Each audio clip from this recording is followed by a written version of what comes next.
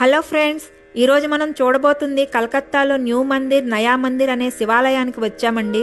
కలకత్తాలో అన్ని మందిరాల్లో కన్నా 51 అడుగుల ఎత్తులో ఉన్న మహాదేవుని విగ్రహ స్థాపన ఈ మందిరం యొక్క విశిష్టత అండి. బందాఘాట్ అనే ప్రదేశంలో గంగానది ఒడ్డున ఈ మందిరాన్ని 1953లో స్థాపించారండి. ఇక్కడికి రావాలంటే ఆటో సదుపాయం కూడా ఉంది. నా ఉద్దేశంలో ఆటో కన్నా గంగానదిలో ఫేరీ ఎక్కి గంగానది యొక్క అందమైన దృశ్యాలను, చుట్టుపక్కల ప్రదేశాలను, హౌరా బ్రిడ్జ్ యొక్క అందాలను కూడా మనం చూడవచ్చండి.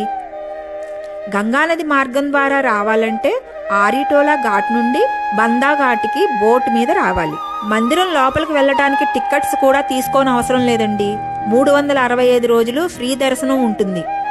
నా అదృష్టం ఏంటంటే నేను అన్సీజన్లో మందిరాలకు వెళ్తున్నానండి. అన్సీజన్లో మందిరాలకు వెళ్ళటం వలన మందిరం యొక్క విశిష్టత, పండితుల వారు ఖాళీగా ఉండటం వలన మందిరం యొక్క విశిష్టతను చక్కగా చెప్తూ ఉంటారండి.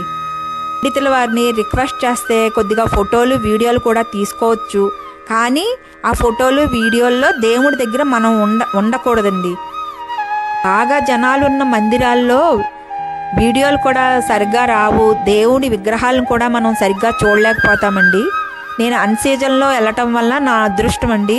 మీ అందరికీ ఈ వీడియోలను వివరంగా చూపించే అదృష్టం నాకు కల్పించినందుకు ఆ దేవుడికి కోటి ధన్యవాదాలు చెప్పుకుంటున్నానండి. ఇప్పుడు మందిరం వెనుకకు వచ్చామండి. మందిరం వెనక చూస్తే నిజంగా నాకు చాలా ఆశ్చర్యకరమైన ఆనందం వేసేసింది. ఎందుకంటే 12 జ్యోతిర్లింగాలు ఉన్నాయండి మందిరం వెనక. 12 జ్యోతిర్లింగాలు ఎలా ఉన్నాయంటే, వివిధ ప్రదేశాల్లో ఉన్న జ్యోతిర్లింగాలకి ఏ విధమైన మందిరాలను నిర్మించారో అదే విధంగా చిన్న చిన్న మందిరాలను నిర్మించి ఈ మందిరాల్లో 12 జ్యోతిర్లింగాలను స్థాపించారండి. 12 జ్యోతిర్లింగాల విగ్రహ ప్రతిష్ఠ చేశారండి. చాలా ఆనందంగా, ఆశ్చర్యంగా ఉంది. ఈ విగ్రహాలను 2015 డిసెంబర్ 15న విగ్రహ స్థాపన చేశారని పండితుల వారు చెప్తున్నారండి. 12 జ్యోతిర్లింగాల దర్శనం చూడలేని వారు ఇక్కడ దర్శనం చేసుకుంటే పుణ్యం వస్తుందని అంటారు. నిజంగా కొన్ని ప్రదేశాలకు మనం వెళ్ళలేం కదండి. అలాంటి వారికి ఈ మందిరంలో ఉన్న 12 జ్యోతిర్లింగాల విగ్రహాల దర్శనం చేసుకుంటే చాలండి, పుణ్యం వస్తుందని పండితుల వారు చెప్తున్నారు.